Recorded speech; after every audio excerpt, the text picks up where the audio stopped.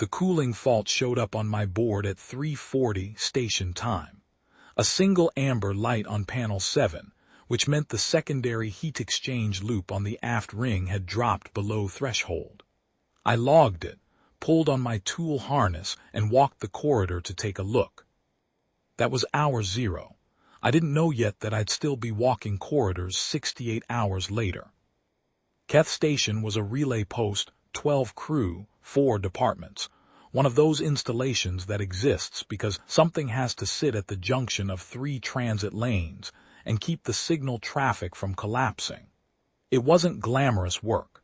I'd been posted there 8 months as the human systems tech, which meant I fixed things when they broke and stayed out of the way when they didn't.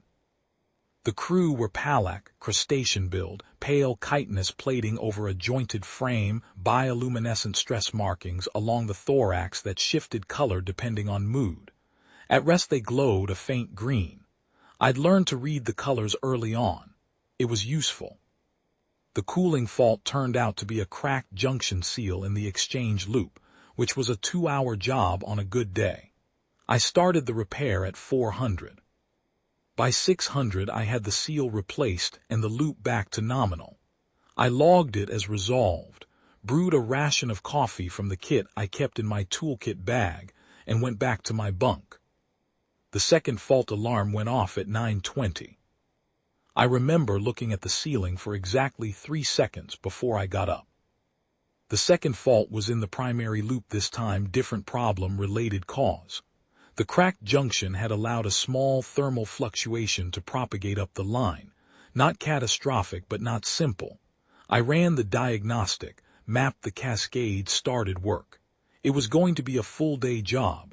I let the duty officer, a Pallak named Asek, know what I was looking at. He blinked his markings amber, mild concern, and told me to proceed. I proceeded. What I didn't account for, and what nobody on that station had apparently thought to account for, was what a cooling cascade failure does to a pressurized environment over time. As the heat exchange loop struggled, the station's internal temperature began climbing in irregular cycles. Not dramatically, we weren't cooking, but enough to disrupt the ambient light cycling system that the Pallak crew depended on for their sleep regulation. The system that told their bodies it was night. Pallak need dark to sleep, not metaphorically, physiologically. Their stress marking system is light sensitive at a deep neurological level. Without a full dark cycle, the dormancy trigger never fires. Without dormancy, the cognitive erosion starts in about 18 hours. Full crew incapacitation somewhere between 36 and 48. I know this now. I filed it in my head under things I should have read in the onboarding documents and kept working. At hour 18, I noticed Asek's markings had shifted from green to a pale, washed-out yellow. He was still functional, still issuing correct commands, but his response latency was up. I noted it.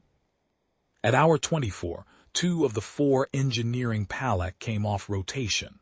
Not officially. They just sat down in the corridor outside the engine room and stopped responding to hails. Their markings had gone white, which I'd never seen before. I stepped around them carefully and kept pulling wire. At hour 30, Asek found me in the aft maintenance shaft and told me with considerable effort that he'd transmitted a distress relay to Sector Command. I told him that was reasonable. He asked if I needed assistance. I looked at him, white markings, pupils dilated, 3-second lag on every sentence, and told him I had it under control. He nodded and went to sit with the others. At hour 36, I was the only crew member still moving.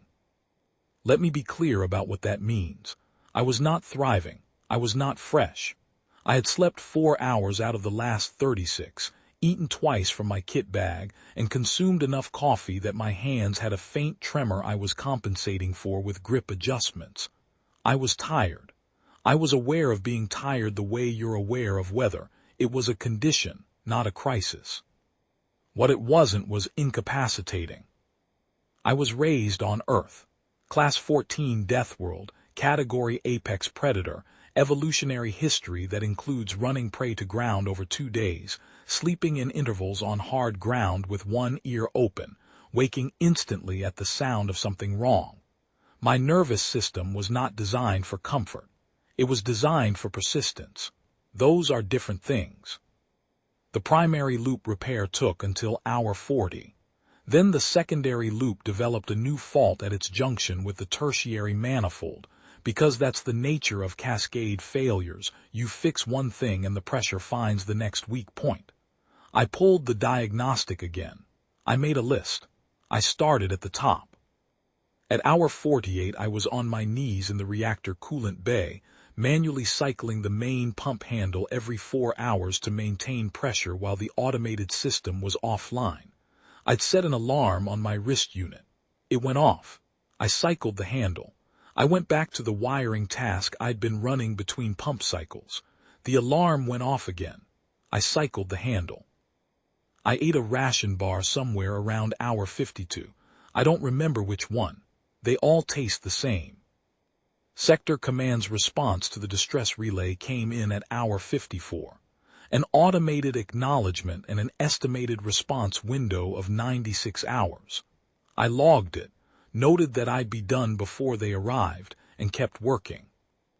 At hour 60, the automated light cycling system came back online. The thermal cascade had been broken at its source. Within 2 hours, the ambient temperature in the station normalized. Within 4, the light cycle registered full dark for the first time in 2.5 days. I heard the Pallak crew begin to settle. That specific sound, the low harmonic resonance they make when dormancy finally takes, moved through the station like a pressure wave. Osek had made it back to his quarters. Most of them had. The 2 in the corridor outside engineering were still there, but their markings had shifted back toward green. They'd be fine. I still had 3 items on my repair list. I finished them at hour 72. The last fault cleared at 4:18 station time. I ran the full diagnostic from top to bottom, confirmed all loops nominal, confirmed the automated system cycling correctly, confirmed the reactor coolant pressure holding without manual assist. I wrote up the incident log. I cross-checked my work against the original fault map to confirm I hadn't missed anything. I hadn't. I filed the log, cleaned my tools, put them back in the harness in the right order because I don't like a disorganized harness, and walked to the crew galley. I made coffee. I sat down. Osek found me there 4 hours later. His markings were back to green.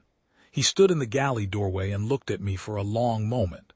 He was a steady officer, not excitable, not given to dramatic statements. He'd run the station well in the 8 months I'd been posted there. He asked me how I was. I told him I was fine. He looked at the incident log on the wall display. He'd had time to read it while I slept. I'd been in the chair about 90 minutes when he came in, head down on my folded arms, and I'd woken up when he came through the door. Old habit. He read the log for a while without speaking.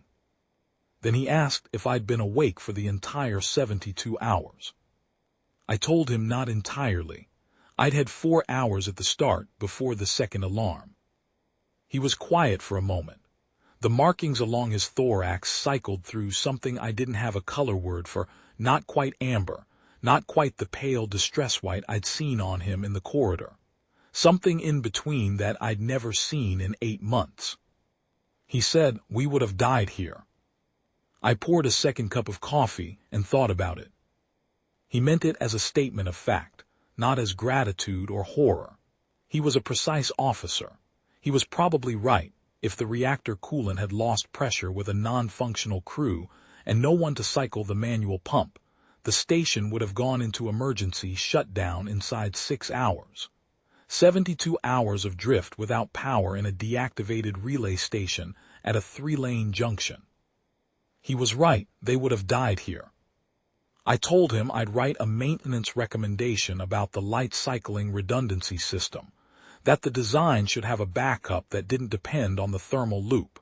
He agreed. He said he'd co-sign it.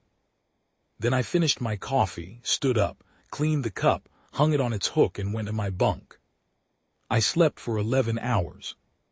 In the incident log, under the field marked crew status at incident close, I wrote what was accurate and what fit in the space provided. 1 crew member operational, station secured.